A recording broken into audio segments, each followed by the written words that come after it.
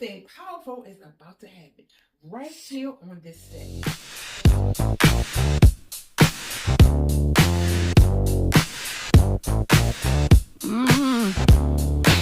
She's a girl who wants to heal the world, face the storms, and she had to fight through, but she broke through. She made it, yes, she made it, and so can you. Believe in yourself, no matter what you go through. She made it, and so can you. Yes, she made it.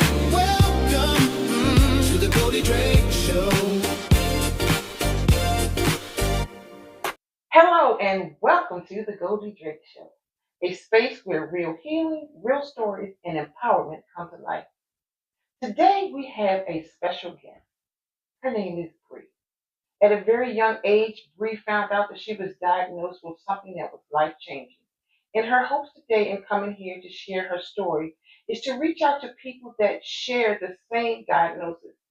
So, welcome, Bree. Hi. Hi. Thank you for having me. You're very welcome. I'm glad that you took the time out and you want to share your story with others that may be enduring the same things that you did. So, you want to, yeah, tell me a little bit about it? Yeah, it's become quite mainstream in the media lately. In the past several years, um, I was diagnosed at 7 with bipolar disorder. There are several different types of bipolar. Mine is bipolar 2, which just means that I have a hypomanic and depressive episodes. So I don't actually go into what they call a full manic attack. That is considered type 1. But I was diagnosed at 7 because I was having some symptoms, and a few years before, my mom was diagnosed.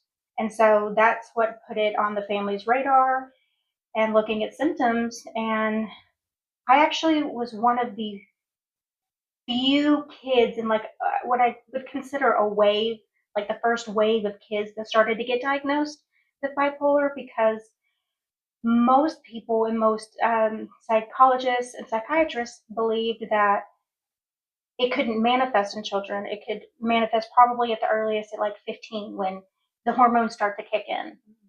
Um, So, wait a minute, let me ask you this. When you were 7 years old and you said the symptoms, you started getting the symptoms, can you sure. tell the audience like what the symptoms were just in case they have a young kid that they're not recognizing?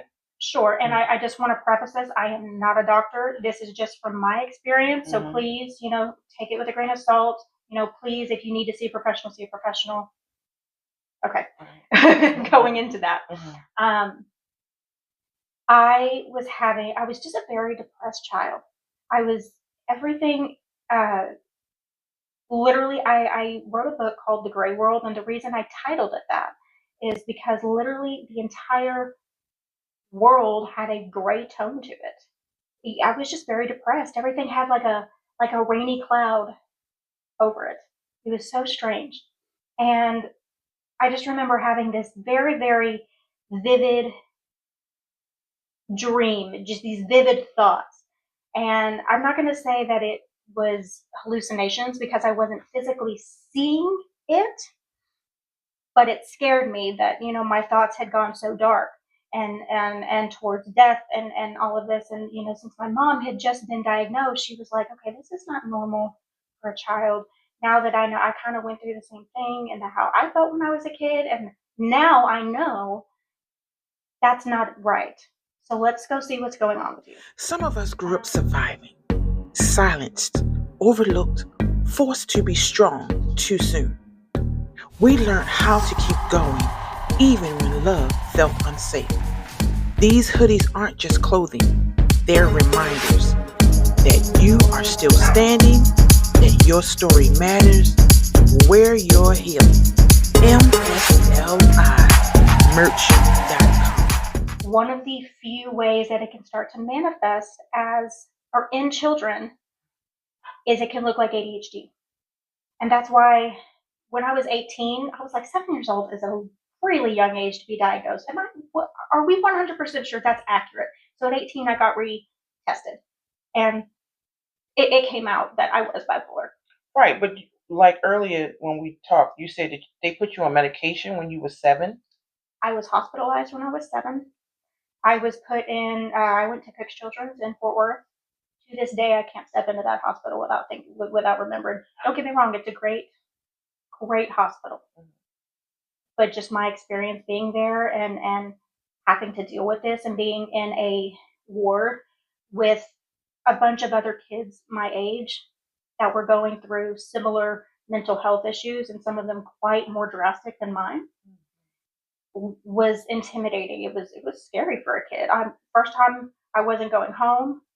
I had to sleep in a bed. There were rules and people telling me what to do and what's acceptable and what's not. And it was I had all these tests run. They had several scans and they did an EKG and they did all of these things. And I'm just like, this is. And you remember all of that? I do.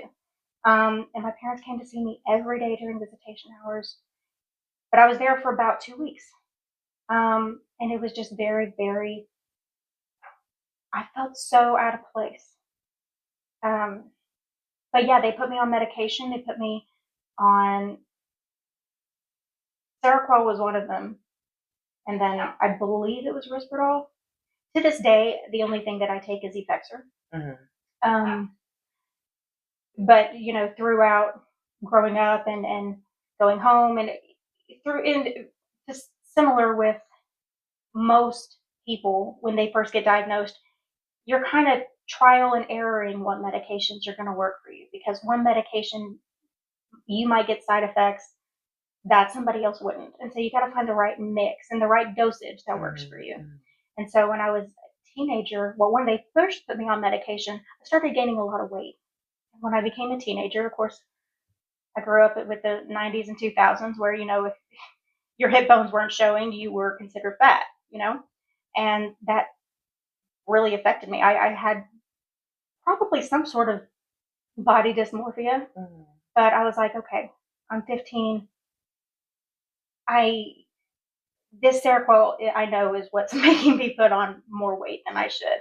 And so they switched me to a medicine called Topamax, and that's actually used for migraines, which at the time I was getting a lot of migraines. Like they were concise to the day, every single day at the same time I would start getting this headache.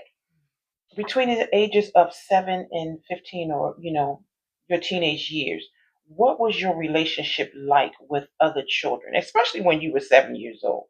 Like, what was that like, if you can remember? I can, and this is actually the first time I've ever talked about this. I remember when I got back, because I was gone from school for about a month, and I was in first grade. I remember going in, and everybody was like, "Where did you go?" I can't remember what I said, but I was just like, "Yeah, I had to leave for a little while." And so everything was fine, but it was difficult for me. I already felt so out of place and being like, something's different with me. I'm not normal. I don't like how I feel. I went to therapy and I kept telling her, I was like, I feel like this is a curse because I just feel so different from everybody. And, I had friends and I was good and I liked to play, but I was also had a very rebellious spirit. I put my parents through the ringer, I tell you. But for the most part, there were things that I, did and how I had talked to children and or the kids that were my age, and I tried so hard to fit in and seem normal, and sometimes that was a lot for me to take, and a lot for me to just, it's a lot of pressure. I mean, just the pressure in general for kids and teenagers to fit in general is hard, but when I'm dealing, like, I feel like nobody understands this. I can't show my emotions because I was subconsciously taught that when I show my emotions, it's not a good thing. And so I need to suppress that and I need to just act like everything is cool, everything is fine. I always had a little bit of a tendency for the dramatic. That's probably why I got into acting in the first place. But I think the biggest thing is I just wanted to feel like I belonged and that I had friends and that people liked me. And I didn't always feel that way. Mm-hmm. And do you feel that way now? So if I fit in, I don't care. I don't care. Mm-hmm. But I mean, there's a tendency, I think, in everybody to want to be liked for who they are. But growing up and being who I am and knowing what it's felt like to suppress parts of myself and not show parts of myself and learning to accept the parts of myself that I try to hide, I'm to the point where I'm like, you don't like me, that's your problem. And I'm not an awful person. I'm a very lovable person. Of It course you're took not, me. because you're Aquarius. That's right. But it took We me made a long some time. Aquariuses are misunderstood anyway. So Exactly. yeah. So let's go into your teenage years and your family being diagnosed and all that. Yeah. Oh gosh. So when that happened, my stepmom did all this research. She's like, I want to understand. I want to be what I do the best that I can to give you the support and help that you need. My dad, he was there, and he's just like, okay, this is this, and he handled it in his own way. My mom, she was still very new, and on top of she's trying to figure out how to navigate her life with this new diagnosis that she's never had, and then on top of that, having her child diagnosed, and so there was, in respect to that, there was a lot of tension in the house, and a lot of the tension had nothing to do with my diagnosis. So let me ask you. You said your mom, and then you talking about your stepmom. So what, did your mom have bipolar or your Yes. stepmom? My mom. Okay, but your stepmom did the research. She was yes. Mm-hmm. Yes. And my stepdad is the reason that my mom was able to get help, because my mom was having these emotions. And I'm not going to go too deep into that because that's her story, her business. But he was the one who was like, honey, you're not supposed to feel this way. This isn't normal. Why don't you go see somebody and try and see what's going on? And, I asked her, I was like, how did you feel about that? I mean, you're in your mid-20s when you find out this is happening. And she's like, I just felt relief. And for me, I don't think I ever really had a sense of relief for a diagnosis, because at this point I've lived with it more than half my life. Right. So I don't know any different. But there was a lot of tension in the houses, I should say. Mm-hmm. And the only thing really particular about my diagnosis was that I had to be very self-aware of my emotions. And as a teenager, that doesn't happen. And you're still learning as a teenager. You're still learning about your emotions. Yeah, on top of throwing hormones on there. Oh, yeah. Oh, and medication. Exactly. So I think the biggest thing, I wanted to feel accepted. And then there was a point where I was like, I found my spot. I found people who like me. I found my group. That's cool. Mm-hmm. I'm fine with that. I still consider that entire period of growing up I look at the memories with kind of a gray cloud over everything. I mean, don't get me wrong, I had great times. I had so much fun. I had great friends, but that was just always kind of in the background. Mm-hmm. And I think the biggest thing that made me want to hide it so much when I was growing up is because one of my friends that I had before I was diagnosed, we were great friends. So we'd go over, we'd have play dates. She was just a great friend. And then her mom found out that I was diagnosed with bipolar and said that she couldn't be friends with me anymore. Diagnosed with bipolar, that means you go off the handle and you go absolutely crazy. And there's such a stigma and a misunderstanding about what it is. That's what I wanted to ask you. That's what I was going to ask you. Is like, have any of your friends ever seen the episode? And what is the episodes like when? I mean, do you know? Can you feel it coming on? I can now. Mm-hmm. I can now. When I'm going through an episode, even to this day, I won't be around a lot of people because I don't like to be around a lot of people. And I think a lot of that actually has to do with I don't feel confident enough to be around people when I feel like that. I mean, I've learned how to navigate the world with this, and it's not so much of a hindrance to me. It's just another. Sometimes I don't even think about it. I'm like, it's just an everyday thing. But sometimes there are days where it's for no other reason than my chemicals are just off balance that day for whatever reason. Right. So, and is that when like the sadness? Because I'm just really just trying to understand what Sure. bipolar is, or what's the effect of it. Because I know when I was young, my stepmother, she used to have seizures, and my father could always tell when she was about to have one, because I want to say everything about her would change, like her attitude, her speech would change. So, and I know bipolar is totally different than, having seizures. So, what did you recognize about yourself, or that your parents or your friends may have recognized about you, what behavior that was happening, that they may say, okay, she's getting ready to have an episode? That's a great question. As far as my parents, I'm not really sure if they have distinctive, like, okay, an episode's coming. I'm not really sure. But for me, I've got personal ones. Like, I know that I'm going to be in the middle of an episode when I start not caring about the things that I love, that I'm usually super excited to do. Like, if I am so low energy that I just like, I can't even go out for a walk. I don't even want to get out of bed. I don't even want to scroll. I don't even want to doom scroll. I don't want to watch TV. I don't want to read a book. I don't want to get out. I don't want to talk to people. I just want to literally lay in bed and have my brain just stop. Just stop the thoughts. Because I tend to have racing thoughts. That was one of the biggest things that I dealt with, is that my mind just keeps going and going and going. And that's part of the reason why I got into writing in the first place. Writing lyrics and poetry is because I needed a healthy outlet for everything. And then once I got it out, I felt better, and it helps me understand. But for me, when I'm like in the episode, I mean, you'd be hard pressed to get me to go take a shower. And how long does it usually last? Mine have usually lasted like recently. I'll have like a bad day, and it's just like I can't do anything. I can't.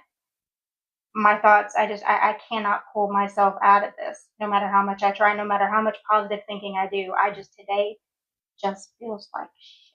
I'm so glad that you came here to tell your story, because what you're saying is nothing like what I envisioned bipolar to be. What did you envision bipolar to be?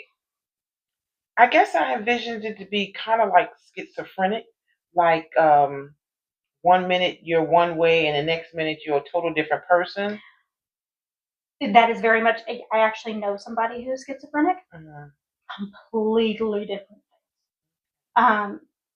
To be honest, since I'm type 2, I have what's considered hypomanic instead of a full-blown manic attack. Oh, okay. And in my hypomanic, I don't even feel like anything is wrong. I am so productive. I am so full of energy. I get the best workouts in. My power sessions of like hour to 2 hour to get things done. I'm so productive. I'm really, really, I love when I'm in that state, even though I know that it's, not, I'm not going to say not quote unquote normal, but it's not, I know that it's a side effect of the diagnosis. When it comes to depression, I usually find that it hits me most when I am extra stressed. And on top of that, I deal with a lot of anxiety. And so sometimes my depressive moods, I know how to get myself and make myself feel better. If I need to, I'll throw some I Love Lucy on. I'll put some Mr. Bean on and just make myself laugh. I love Lucy.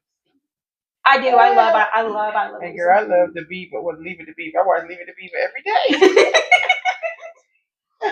But a lot of it is my anxiety. It's and that's what they call comorbidity, is when you have multiple different mental health issues at the same time.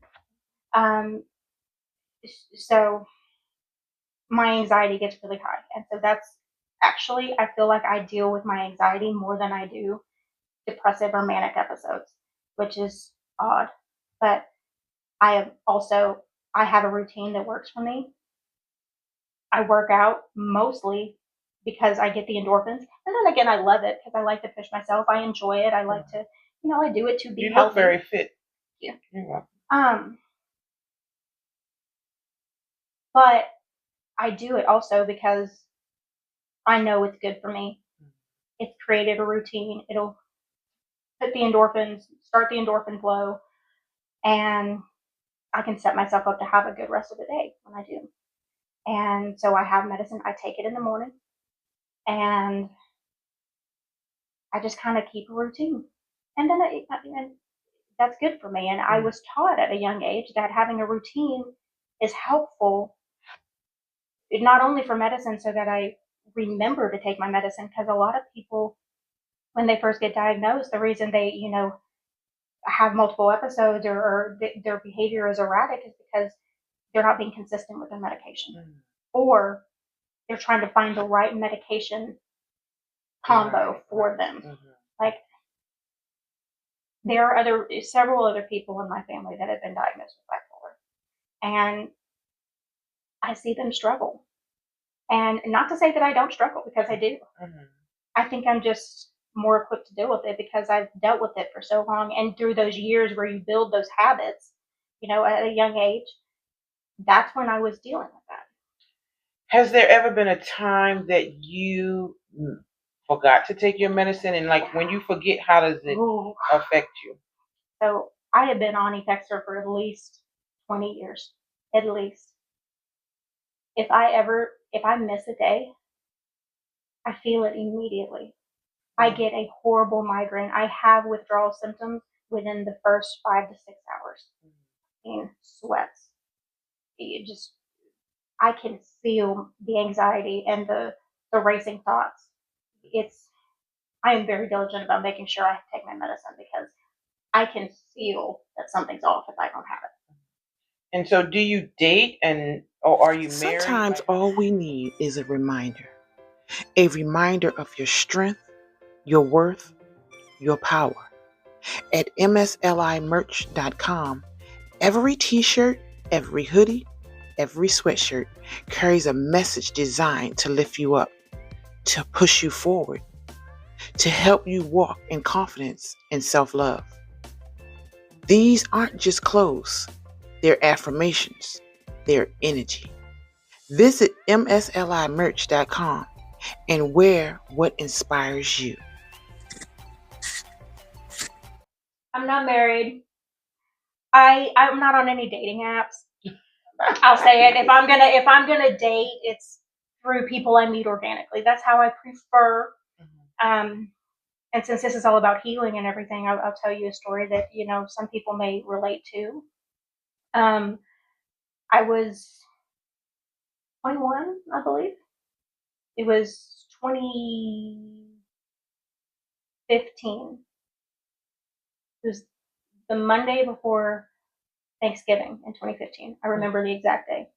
And I got on a dating app, and I went to go see the movie, or I went to go see a movie with a couple of my friends. And then I was like, okay, I have a date after this. And something inside of me, which I didn't know at the time, like, don't go, cancel, don't go. Now I know that was my intuition, but I didn't listen. I was 21. I thought, I'm ready to get out. Let me go give it a chance. I ended up drugged and raped and woke up in the hospital. And for about a good 6 or 7 years, I didn't touch a dating app, because that was my one and only experience with a dating app. And I said never again.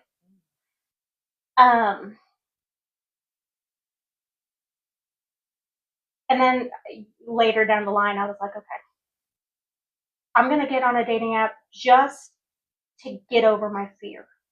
Because there was a deep fear around dating apps. I'm like, let me just do it. Doesn't mean I have to commit to anything. Doesn't mean I have to actually see somebody, but just to get on there, just to be like, hey, I'm older, I'm wiser. This isn't. I'm not going to let that situation happen again. It's just a dating app. That was a very unfortunate experience, but it triggered what in the book I call my quarter life crisis, which was a whole spiritual existential crisis in itself, to be quite honest. There was a lot tied into it, but that was the turning point for a lot of things, and probably the reason I am who I am and what I do. But yeah, and that had its effect. So now to this day, well, let me ask you this. Wow. I mean, this really doesn't have anything to do with the bipolar, but since you pulled it up. hey, that's fine. So where did you meet this person at? Just for the young folks out there to make sure, Of and course. the older folks too, because some older folks. Of course. So where did you meet in a public place? Like we did. And so you We did, and he lived. We met at this shop or this little place that was close to his apartment, and we had drinks and the ladies and gentlemen. I'm not gonna. Do not leave your drink out. Don't leave your drink out. And then I went home with him, and then I don't know, something hit me. Just I was like, this is, I don't want to do this. I don't feel right. This is, I'm pretty sure I had a couple shots when we got there. So on top of everything, I just remember I fled. He went to the restroom. I was like, oh my God, here's my chance. I took my purse. I took my jacket. And this is in the middle of, in November, so it was cold. I had nothing on. I left and fled with no clothes, my jacket and my purse, and I collapsed and I passed out in the hallway. Of his apartment building? Yes. I don't know who called the ambulance, but I remember waking up in and out of consciousness. Somebody was there, and I blacked out. Then, okay, somebody's here and the ambulance is here. Blacked out. Woke up in the ambulance, blacked out, and then I woke up in the hospital. So I was like, okay, what's going on? Where am I? What time is it? I think I woke up, it was like 2 a.m. My phone was dead. They were like, yeah, we had you in one hospital room, and you were passed out when we switched you. So there was a bunch of stuff that happened in the hospital that I don't remember because I was not conscious. And the first person I called was my mom, and I kept calling, and my stepdad answered the phone, and I told him, and they called my dad, and my dad was the first one to show up, and I broke. Did you ever see that guy ever again? No, in fact, both my dads, they went on the app and tried to look for him, and he had gotten off. So I went and I had actually made a police report. Turns out I was not the first person from him. So, ladies, the moral lesson of this, when your intuition is screaming at you, hey, I don't think this is a good idea, listen. Right. Okay, thank you so much for sharing that story. I know that had to be hard. It's in the book. Yeah. It's in the book. Yes, in the book. And what's the name of the book again? So the book, it's a short ebook called The Gray World, Understanding Bipolar Disorder. Mm-hmm. So it is geared more towards bipolar because that's what I am familiar with. Mm-hmm. And I wrote it because a family member had been recently diagnosed. And some family members on that side of the family just did not understand what was going on, and they didn't understand the diagnosis, what they can do to help, why it happened, all of this. And so I was like, okay, let me research, let me write. So I ended up writing this book for my family, for them to understand what it is. And I tried to write it in terms that could be easily digestible, so you don't have all of this medical technology or technical words that nobody understands. Right. And I put in, if tips on like from my experience going through it and being diagnosed, in my experience, to tips for caregivers. And I interviewed my mom and my stepdad, and um, you did just their perspective with them living with it, and then also having a child who lives with it. And then when I released it and I started, getting some feedback, I probably didn't promote it as much as I probably should have. But it became bigger than me because I was like, okay, I told my story, and it was very scary because there's one chapter where I just tell my story from when I was diagnosed to up until 24 years old when I released it. And it just became something bigger than myself, and I'm like, I want to help people because not everybody is open to, at that time, Selena Gomez had not been open or had been diagnosed yet. I think Mariah Carey was just now diagnosed with bipolar, and that hadn't happened yet. So there were a lot of celebrities and media looking at bipolar, and I was like, well, might as well just start. Maybe it's just me, and maybe I don't have a huge reach, but it doesn't mean the reach can't grow. Right, absolutely. And that there's one person who can understand or it be helpful. And a family member who ended up reading it, one of the few people that I wrote it for, or was the inspiration for me to write it, they read it. And several years after I wrote it, I was like, yeah, I'm not going to force you to read it. You can do that on your own time. And they said it felt like a pacifier, like a baby has a pacifier to soothe them and to calm them. And they said that reading it soothed them. And I'm like, okay. Going to something. That was very, very nice of you to even put that together for the family. Yeah. So now let's get into your acting. So now Bree is an actress, and I want to know how you went from, going through all you went through or that you go through, and how did it lead you to being an actress and a songwriter and a singer-songer? That's the new word, singer-songer. So how did you get into acting, and at what age did you get into your acting? Okay. Acting-wise, I really got into it around 5th grade because they were doing musicals and in different plays and stuff. Mm-hmm. And I was singing before I was acting. And I really want to participate in these. And I enjoyed it. I loved it. I loved stepping into characters. I loved to play pretend. I loved all of the performing arts. I always have since I was like a wee one. Right. And I don't remember the exact thing that made me like, I want to be an actress. But I do remember, we mentioned I Love Lucy, and I mean, my mom loves I Love Lucy. I have seen every single episode of every season.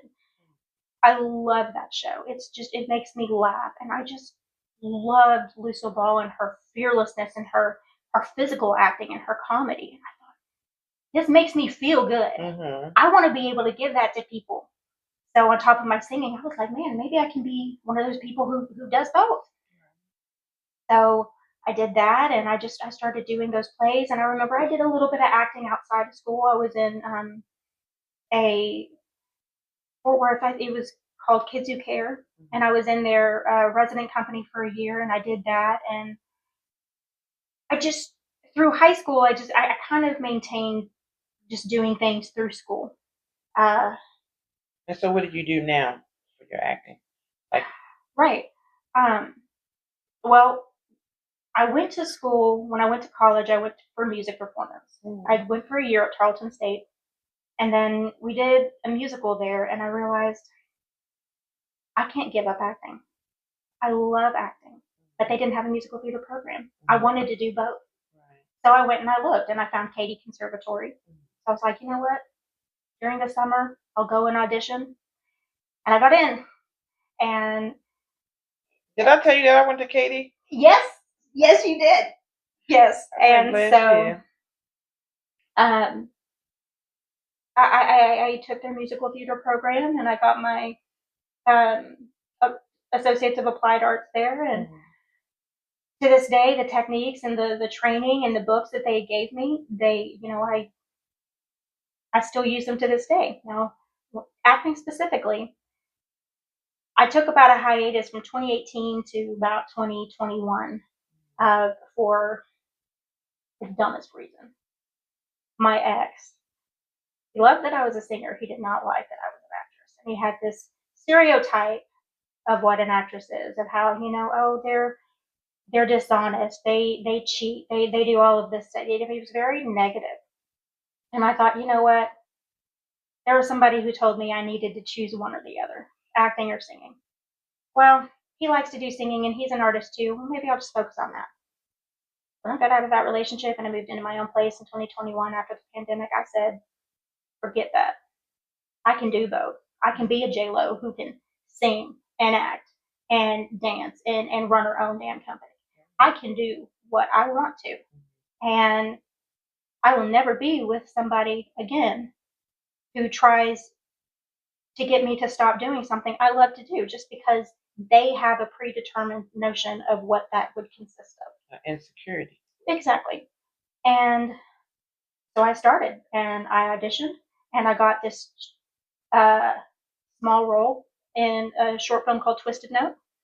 I did that, and then shortly after that, I got cast in the role for Top 5 Weekend, which you can find on Tubi, by the way. Really? What is it called again? Top 5 Weekend. Top 5 Weekend. We look at Tubi a lot because I interview people that's a lot of actresses and actors and singers. Like the guy that sings my intro song. Mm-hmm. He's on a lot of Tubi movies. So I've got another one called Retro Freaks 2. Mm-hmm. A lot of people from KD, a lot of former KD students, alumni, created that movie. So they've got Retro Freaks. And then in the second one, I make a cameo in it. So there's 2 movies on Tubi, but you can find both of the Retro Freaks and Retro Freaks 2 on Amazon Prime also. Mm-hmm. But yeah, I do that, and I have several short films that I've been doing. And the last acting thing that I did was I was in To Kill a Mockingbird at the Core Theater in Richardson. Mm-hmm. That was great. And so yeah, I have an agent, and she sends me stuff, and I go and I audition, and sometimes you get it, sometimes you don't, but you keep going, and sometimes you make your own path, and you make the connections. And I think the connections is a great way to to be successful, because when you make those connections, and not just connections to try and get something from somebody else, but deep, genuine relationships with people, and you create those relationships, and you want to work with people again because they're respectful. They have good work ethic. They're on time. They do all of these things. Other opportunities come from that because they're like, I trust how you work. I've seen and worked with you. Let's do it again. So now, do you think that your acting and your singing helps you with your bipolar? 100%. So when I was going to therapy, it was mandatory for me to do therapy when I was first diagnosed, and I'm so grateful for it. Mm-hmm. I told her, I was like, I feel like this is a curse because, again, I don't feel like I fit in. It's so difficult. One day I'm feeling like this, and then the next time I'm feeling like this, and I'm feeling some way that I don't understand why I'm feeling like that. And when certain people understand that, they're like, well, you shouldn't feel this way, or that you just shouldn't be dramatic, or whatever. There was a lot of when my first baby sister, when my first little sister, I got 2 younger sisters, was born. It was all like, stop trying to be the center of attention, and all of a sudden I'm like, I'm not even trying. And I think looking back on that, I think that created a very deep childhood wound for me that, like, I need to shrink. I can't be the center of attention. I can't be all that I am. I can't let my light shine bright because everybody told me that I shouldn't, that that's not okay, that the world doesn't revolve. I mean, I don't think the world revolves around me.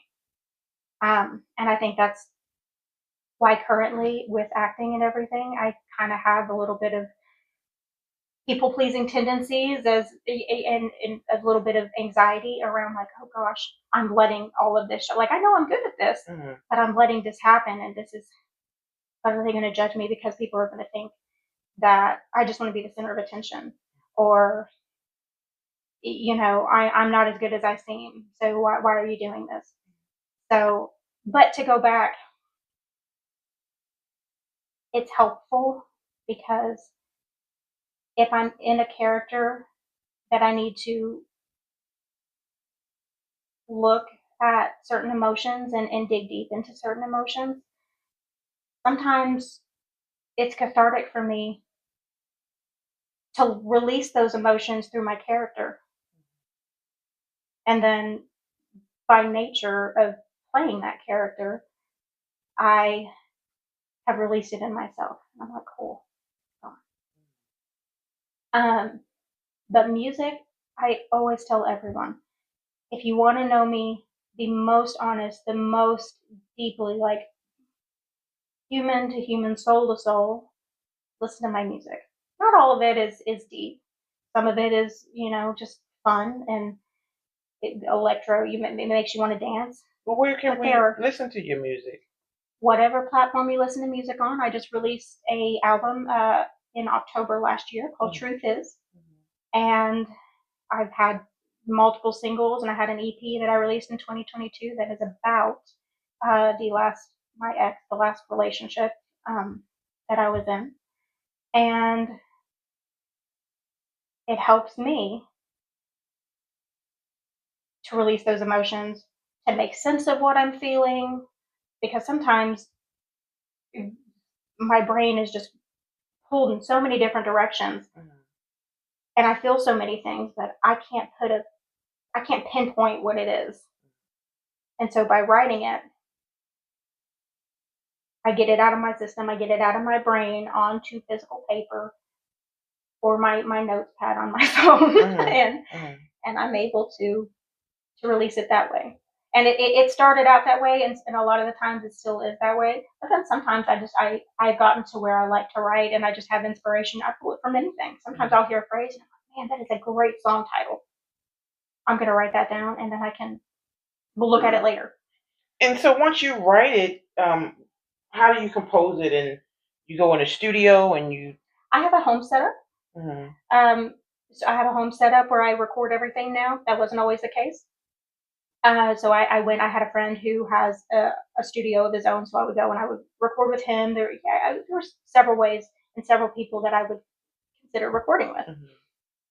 It ended up being the cheaper way to just buy my own equipment and learn how to produce my vocals myself and do it, which at this time is something that I'm getting better at. I'm working on it more. I like to collaborate with other people, because I know my strong suit is lyrics. I'm good at composing, but I know other people that are stronger at it. Right. And then when you collaborate with others, they get access to my audience and I get access to their audience, and it works together. So it just depends on what the song is. If they're relating to the song, there's so many different ways that you can write. But we do that, and then either I'll send it to somebody that I know that has mixed my music before and I have them do it, or I mix it myself. Well, Bree, you know what? I am so glad that you came by today and shared your story and a little bit of your life with us. Happy to be here. And I don't know if we said this in the beginning. I'm not sure if you said it, but this is Bree McKay. Her name is Bree McKay, and she said you can find her stories or her acting skills on YouTube. And so your music, can you find it on like YouTube? You can find it on YouTube, Spotify, Amazon Music, Pandora, Tidal, Apple Music, literally whatever platform you listen to, you'll find it. Really? Yeah. Wow. And just look up Bree McKay. Mhm. Edri. Okay, McKay. And Bree, I have a nice little gift for you. Oh my. I cannot believe this little boy is laid in my arm. It's the only way to keep Look me at you, quiet. cutie. Will you let me hold you? Oh my goodness. Hi. Look at you. So welcome and thank you for coming by. And we will be on YouTube soon. Guys, Okay. stay tuned and follow Bree McKay on Facebook, Instagram, TikTok. What else? I got a YouTube channel. Yeah, you know what? I'm gonna have to subscribe to you. Can I subscribe? Cause you subscribe to me, right? I subscribe back, but I want to look and see what I did. All right, darling. Well, thank you so much for coming by. I appreciate your time, and I appreciate you sharing your story. And I really hope that this story really helps our viewers. All right, you guys.